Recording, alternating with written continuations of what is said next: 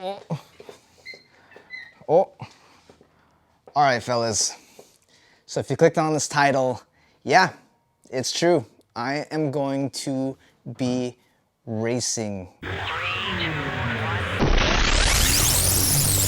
All right, so it's a little bit of a clickbait title. I mean, I'm not getting into racing or back into racing indefinitely, but if you've been following me for a while, racing has definitely been part of my history and experiences and a lot of fun with FPV.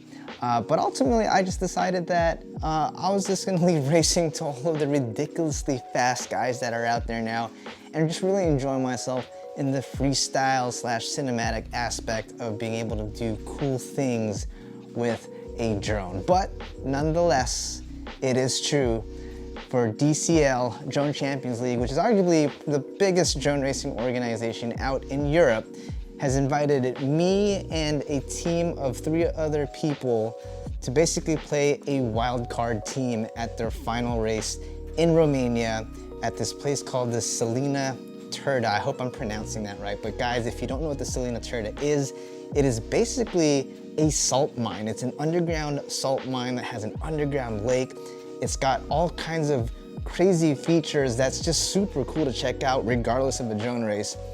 And well, the fact that there's gonna be a drone race there just makes it incredibly epic. So I'm looking super forward to doing this whole thing. Now, the way this is gonna work, I still need to qualify actually. So there is a drone racing game put out by DCL.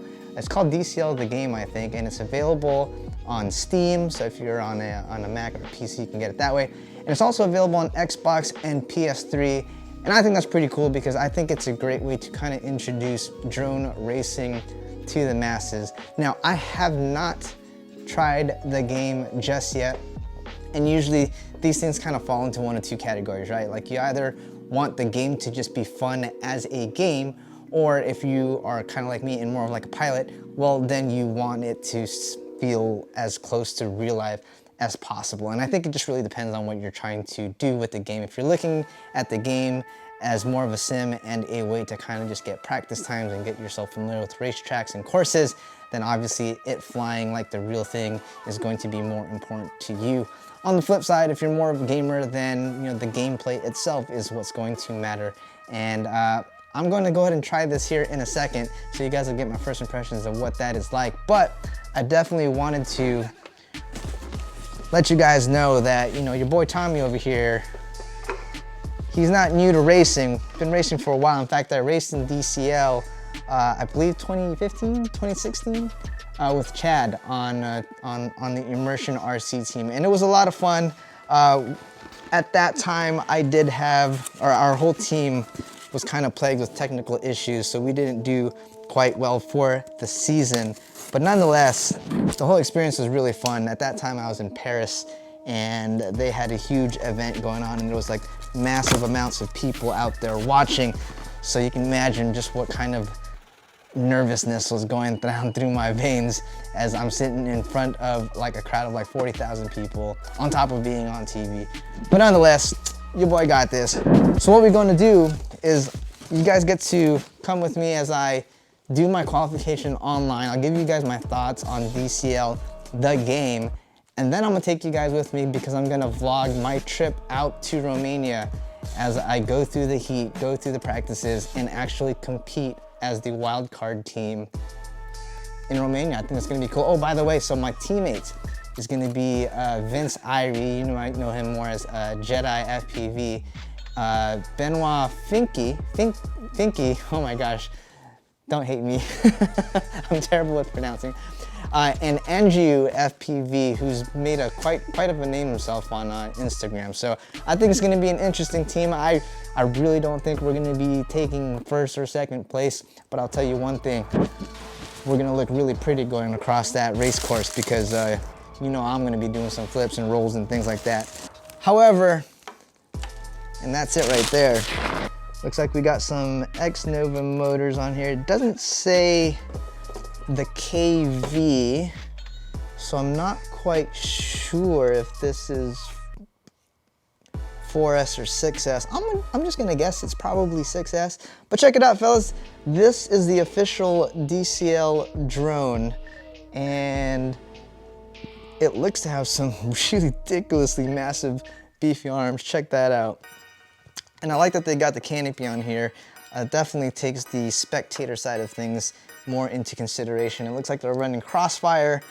I'm not gonna get into the actual board because, I mean, I don't know. Oh, look at that! It's got its own GPS module. My guess is that all of the quads are more or less the same, so that way it really does come down to a pilot versus pilot type of situation. So I do see two different cameras here. I'm wondering, look at that. So you got a camera here, you've got another one right here. Is that a split? I need to know. It doesn't say. It does not say. All right, well, either way, this thing has two cameras. My guess is one of it is for an HD type of footage, the other one for FPV. So I got this thing, but unfortunately, fellas, I'm shooting video all day today. I've got a gig over the weekend. It's Thanksgiving weekend and it's raining outside. So I'm not even gonna be able to fly this and test it. So I'm really just going to be banking off of how well the DCL, the game, is gonna be to train me for this upcoming race. So stay tuned. That race is going to happen on December 6th and 7th, fellas, going down in Romania. I'm gonna take you guys with me, so I'm gonna vlog the entire thing, so stay tuned. Oh wait, we're not going anywhere yet. Let's go, I'm gonna go check out the game. Let's go check out the game. All right, so that didn't work out the way that I thought it was gonna work out. Long story short, I had troubles downloading the game because my Steam just didn't like it. I ultimately had to uninstall and reinstall in order for it to work. And then I found that it was a beta version of the game, so the only thing that I really got to actually try was the actual qualifying course, which is the actual Selina Turda race course going out in Romania. And so I'm not going to be able to comment on the actual gameplay itself because I don't have access to it.